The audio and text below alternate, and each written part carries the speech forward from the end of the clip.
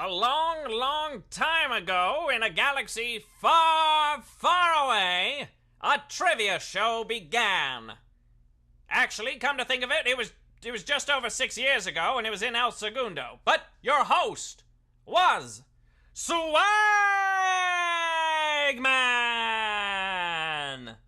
That's right, everybody. It is me, Swagman, once again.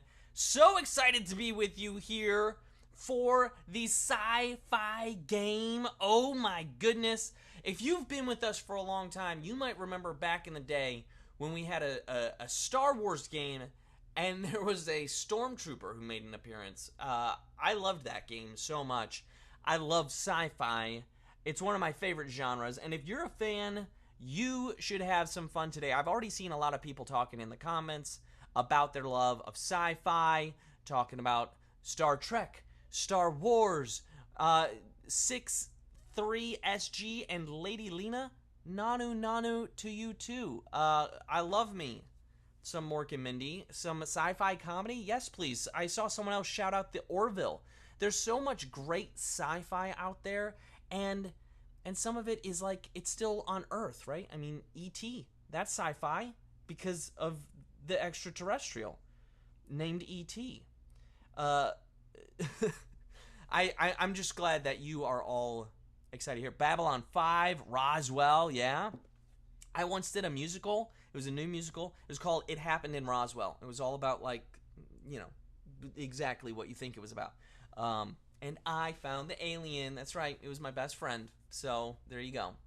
Blade Runner, yeah, a whole bunch of great sci-fi. So it looks like you've got what you need to have a great game here today.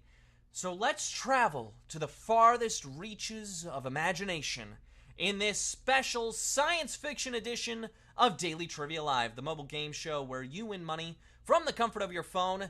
Set your phasers to fun as you play for today's grand prize. There it is, $1,000. And everyone who can correctly answer my 10 multiple choice science fiction trivia questions will split it.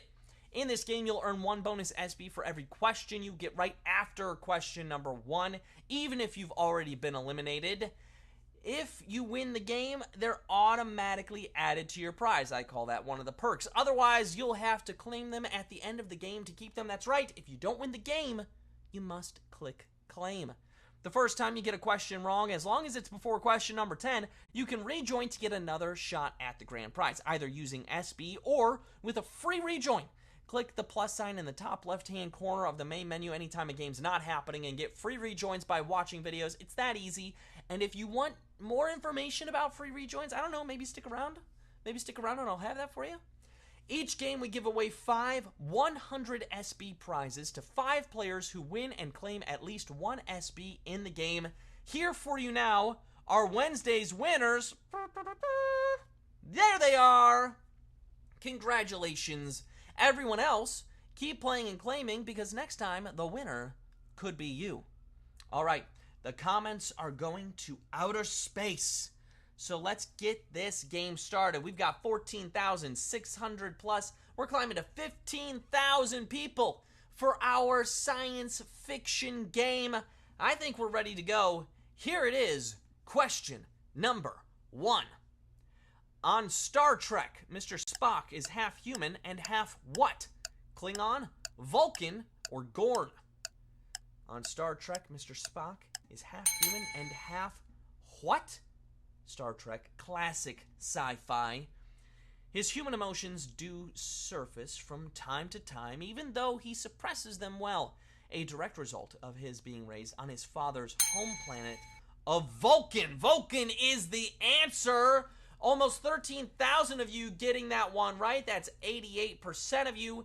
Klingon was guessed by 11% of you. Klingon is the known enemies of Captain Kirk. Yes, I believe Khan was Khan Klingon? I think Khan. No. Yes? No. Yeah? No. Man, I was so certain for a moment. Or was I just stalling to get all 1,700 plus of you back in the game? Yeah, maybe that was it.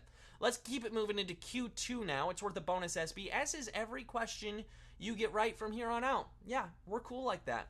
Here we go, Q2. In Quantum Leap, what is the lead character leaping through? Time, space, or the air? What is the lead character leaping through in Quantum Leap? A great TV show, recently rebooted.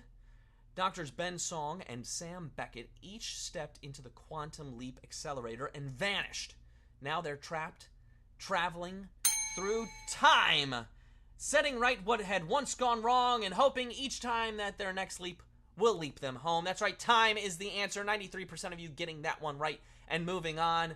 Well done. The air, that's what kangaroos leap through. That's called kangaroo leap, not quantum leap. Oh, do kangaroos leap? Do they jump? Elephants don't do either, I know that much. We're gearing up for question number 3 now, which as we all know is a magic number. It is worth a bonus SB if you get it right. Here it is, Q3. In Back to the Future, how fast does the DeLorean have to go to time travel? Is it 25 miles per hour, 60 miles per hour, or 88 miles per hour? How fast does the DeLorean have to go to time travel in Back to the Future? Now, in order to activate the flux capacitor, this is all science, by the way, in order to activate that and travel through time, the DeLorean has to reach a speed of 88 miles per hour. That is the answer, and if you do reach 88 miles per hour, you are going to see some serious trivia lovers because 92% of you got that one right. 12,910 of you are moving on. Well done. Only a few of you went with 60 miles per hour. 60 miles per hour, I mean, like, that's fast. But, like, we need time travel fast. So, obviously, 88, which if you turn 8s on their side, it's like the infinity symbol, right? So, like, time is infinite. I don't know. Maybe that was a thing. We're on to Q4 now. It's worth a bonus SB if you get it right. So, here we go with question number 4. In 1980's Flash Gordon, which NFL team does Flash play for? Jets, Eagles, or Rams? This was one of our hints for you. Which NFL team does Flash play for in 1980's Flash Gordon? Flash! Ah! He'll save every one of us! Flash is used to heroics from his time as the all-star quarterback for the New York Jets. Jets is the answer. 81% of you getting that one right. 10,963 of you moving on. Well done. The hint was that he won the Lombardi Trophy for the Empire State. New York is the Empire State. A lot of you went with the Eagles.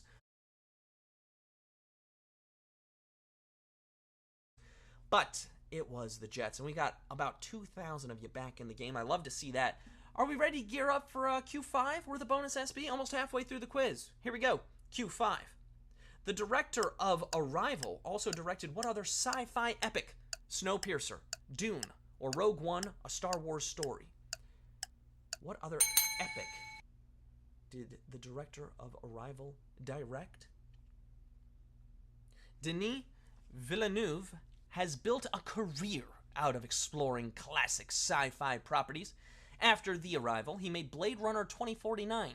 And after that, he made the first 2 Dune movies. Dune is the answer. Ooh, that was our toughest one yet. 71% of you getting that one right. 8,953 of you are moving on. We lost 1,700 of you to Star Wars, Rogue One, A Star Wars Story, and another 1,900 of you to Snowpiercer. I think the big word that would have helped you out here, even if you didn't know it, was the word epic.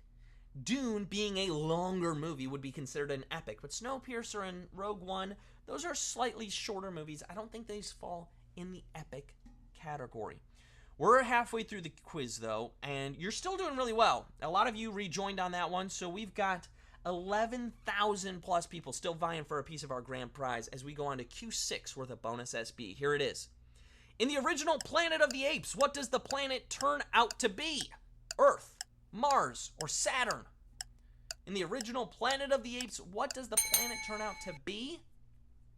Fun fact, I've actually visited a place where they shot the original movie. It's part of the hike where you can go see the MASH set. Astronaut George Taylor is more than happy to leave everything behind and start a new life on a new world. only to wind up back on an Earth run by apes. Earth is the answer. 66% of you knew that one. The toughest question yet. 7,446 of you moving on.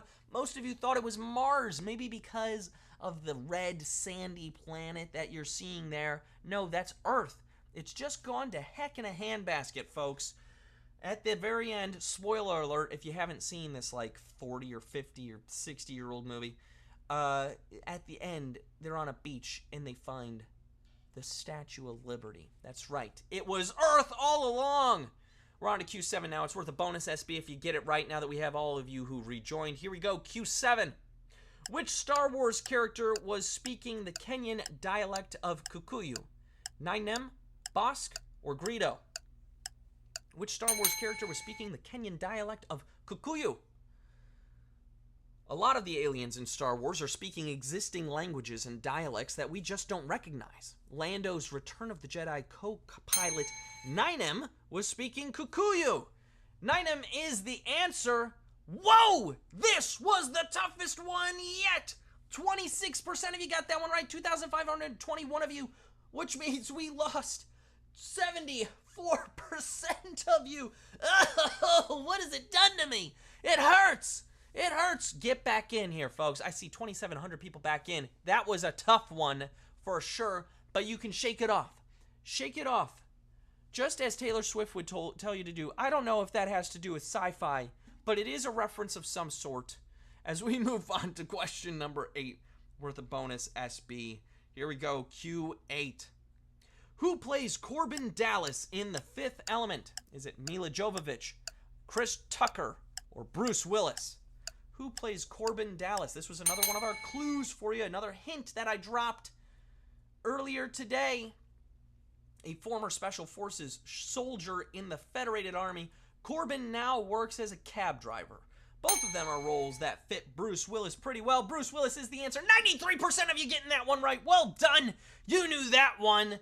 Maybe you saw the hints, or maybe you saw the movie, or maybe you're just smart. Either way, you crushed it on that question. Let's move right into question number 9 now, worth a bonus SB if you get it right. Here we go, Q9. Which of the following sci-fi monsters is a kaiju? Is it Godzilla, Salacious Crumb, or Tribble? Which of those sci-fi monsters is a kaiju? Kaiju is a Japanese term that refers to any humongous monster, and both Salacious Crumb and Tribble are too teeny. Godzilla, the king of the monsters, is the kaiju. That's right. 87% of you got it. 4,248 of you have made it this far and are ready for our final question. Well done. Woo! What a quiz so far. You know, as I mentioned earlier, it's about time for you to load up, all right? Get ready. Let's load up on some rejoins, shall we? So join us for a special cartoon-themed Second Chance Week. You'll get 3 free rejoins for each live game you play starting on Monday. Zoinks, that sounds like a great time, Scoob. What? Shaggy? Are you going to be a part of it? I don't know, man. I just kind of walked in the door. Do you have any snacks? Okay, I gotta get this guy some snacks, so let's finish the game. But first, quick reminder, there are 2 ways to get SB from Swagbucks Daily Trivia outside of our live games. One is through the Daily Trivia Challenge, the quick hostless version of our game that you can play on your schedule up to twice per day. How convenient. Second is by clicking the More Ways to Earn button wherever you find it in the app. Both are going to get you SB towards your daily goal. And if you're someone who wants to take better care of their money, I have a great offer for you. When you open an online Chime account, you get a Chime Visa debit card, a spending account, an optional savings account, and access to apply for the secured Chime Credit Builder Visa credit card. Also, enjoy access to 60,000 plus fee-free ATMs.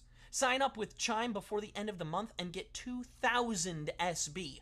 When you sign up payroll direct deposit and get 2 consecutive qualifying direct deposits, you'll earn 30,000 SB. Whoa! Now, you have to be a U.S. player and a first-time Chime customer to take advantage of this opportunity, and be sure to check out the terms and conditions. Get started today with Chime. All right, I know you're all smart with your money. You're smart with your time. I'm going to try and be smart with your time, too. We've got 4,388 of you vying for a piece of this grand prize. Over 15,000 people hanging out and having fun. Here it is. Q10 worth a bonus SB, the final question. In which sci-fi series would you encounter the Xenomorph? Species, Pitch Black, or Alien? In which sci-fi series would you encounter the Xenomorph? As Ripley herself says, if those things get back here, that will be all. Then you can just kiss everything goodbye. She knows that those aliens are bad news. Alien is the answer. 3,396 of you knew that answer, and you're splitting our grand prize. Wow! Congratulations to all of you who are splitting the grand prize today. Let's take a look at those winners. Mountain Guy, you have a mountain of SB. You got 30 SB plus all those bonus SB you earned. Congrats there. G-Smoke 1987 is a winner. Congratulations to James C. Beckett. Kayla Trotman 311. Blue Tatum 2006. Dark Side J. Oh, the Dark Side one. Uh-oh. The Dark Side one, folks. Our sci-fi game. The Dark Side one. Well, that's a little unsettling, but hey. You're getting your prize in the form of points called SP, as I mentioned, which you can redeem for PayPal cash or gift cards to Amazon, Starbucks, Target, and hundreds of other places. You've done it yet again. Thanks for playing today. Come back Monday for a special cartoon-themed second chance week of games. Like, is it time for the snacks, dude? Yes, it is, my friend. Yes, it is. This has been Daily Trivia Live. Have a great evening, everybody.